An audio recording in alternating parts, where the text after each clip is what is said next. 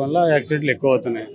అది స్లోగా వెళ్ళి కదా, ఆ డ్రైవర్ ప్రాబ్లం వాళ్ళు కూడా కాస్త జాగ్రత్తగా వెళ్ళాలి. నైట్ 2 దాటిన తర్వాత అందరికి కాస్త కన్ను మూతలు పడతాయి. దానివల్ల యాక్సిడెంట్లు ఎక్కువ అవుతున్నాయి. అంటే ఇక్కడ మరి కొంతమంది ఏం చెప్తున్నారంటే ప్రైవేట్ బస్సులకే ఎక్కువ యాక్సిడెంట్లు అవుతున్నాయి అని అంటున్నారు. మరి ప్రైవేట్ బస్సుల సంస్థలు ఎలా ఏ బస్ అయినా ఒకటి, గవర్నమెంట్ కూడా అవుతున్నాయి, ప్రైవేట్ కూడా అవుతున్నాయి. ఏదైనా జాగ్రత్తగా వెళ్ళాలి నైట్ టైంలో. వాళ్ళు తీసుకునే జాగ్రత్తలు ఎలా ఉన్నాయంటారు? అసలు ఎలాంటి జాగ్రత్తలు తీసుకుంటే ఎలా బాగుంటది?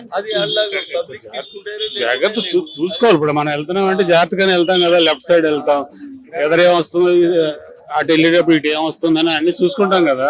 ఎవరి నిర్లక్ష్యం ఉందంట? డ్రైవర్ గా లేకపోతే డ్రైవర్తో కదా నిర్లక్ష్యం. ఆ డ్రైవర్ ఈ డ్రైవర్ కూడా ఇద్దరు నిర్లక్ష్యమే. అది అంతే, ఇంక అందుకని అంటే ఇప్పుడు గవర్నమెంట్ దీనిపైన ఏమైనా చర్యలు తీసుకునే అవకాశం ఉందంటారా? తీసుకోవాలి. ఇప్పుడు నైట్ టైంలో ఎలా వెళ్ళాలి, ఎక్కడెక్కడ పోలీసు వాళ్ళని బట్టి చూస్తూ ఉండాలి. ఎలాంటి చర్యలు తీసుకుంటే బాగుంటుంది? తీసుకోవాలి, పోలీసు వాళ్ళని బట్టి అడగాలి. ఆ డ్రైవర్ ఎలా ఉన్నాడు ఏంటి, ప్రతి సెంటర్ వస్తుంది కదా, ఆ సెక్షన్ లో అడుగుతా అంటుంటే